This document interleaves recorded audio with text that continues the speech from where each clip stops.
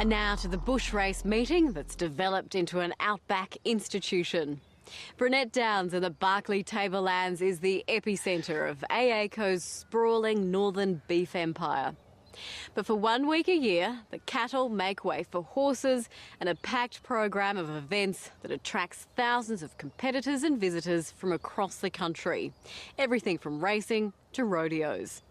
And it's pretty much been that way for 100 years.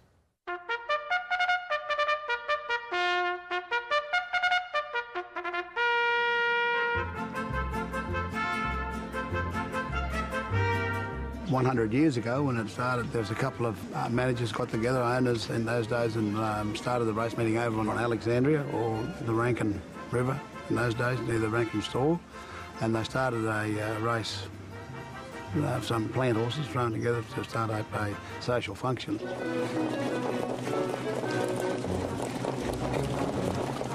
A group of people that formed it decided to take the first 3 letters of the largest cattle properties across the Barkly of the time. It was Alexandria Station, Brunette Downs and Creswell Downs. And I have read in some history notes that we came across that was moved back to Brunette because of a lot of fighting and revelry and too much drinking that was occurring. And the Alexandria manager at the time decided he didn't want his staff participating in this forever, so it moved across to Brunette.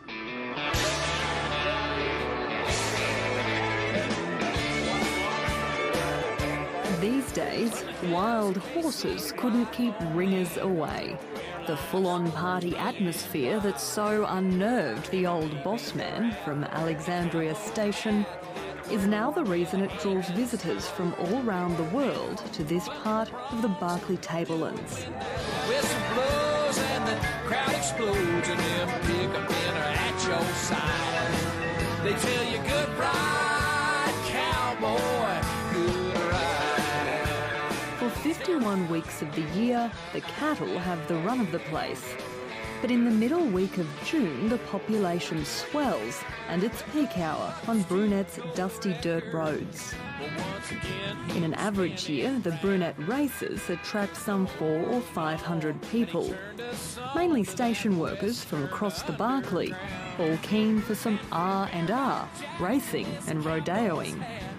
But this year, the local Jackaroos and Jillaroos had company, as more than 3,000 people converged from across the country and set up camp to celebrate the race's 100th anniversary. I walked down through the caravan park down at the racetrack and talked to sort of a fair few of those guys, and there's a very strong connection with a lot of those people. They knew an uncle or an aunt or a grandfather, or they thought about even coming up here to work. So and 100 years have been well advertised, and I think that everyone sort of thought it was a great time to come back and a bit of a reunion. And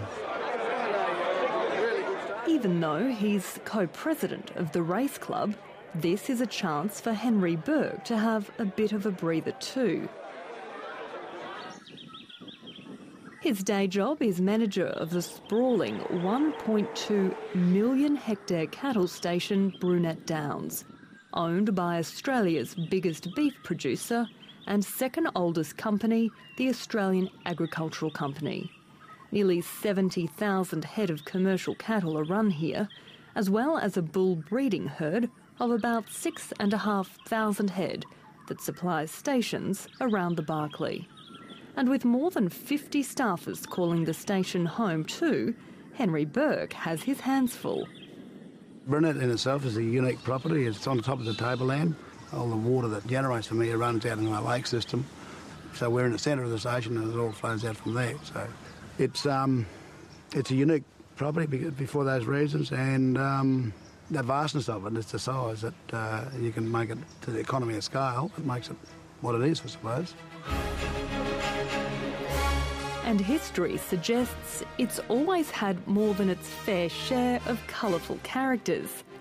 King of the cattle duffers, Harry Redford, known as Captain Starlight, actually drove the first cattle onto Brunette and even managed the property for some time in the early 1880s.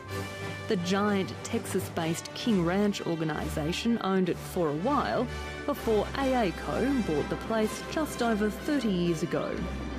But the annual amateur race meeting has been one of the constants, and that tradition has been passed on from bosses to workers.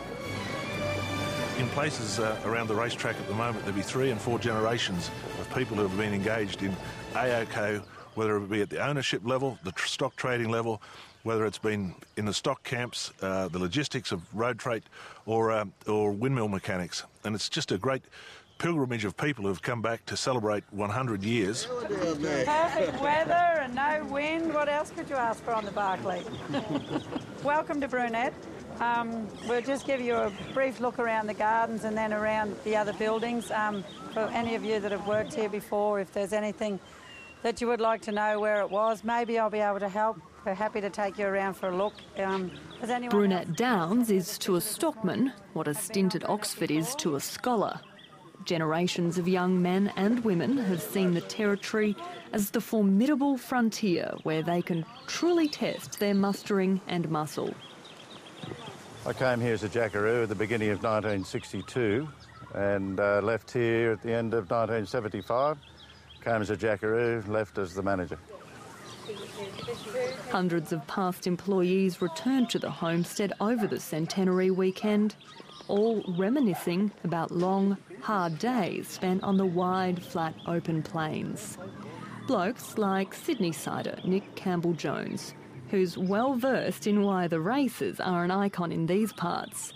Tell me about some of your favourite memories. We were having the rodeo and it rained at about 10 o'clock in the evening the night before the rodeo, and a few of us were supposed to come in and muster the horses for the buck jumpers and the steers for the steer ride. And it rained and they decided to call it off. And then at about 2 o'clock they put it back on again. By that time we were more than 3 sheets to the wind. So we came in and in the dark got on these horses where blokes landing on their heads, screams and bellows. The half-wits had put the buck jumpers in the yards where they were supposed to have the quiet horses. So it came daylight, we looked down, we're riding all the buck jumpers.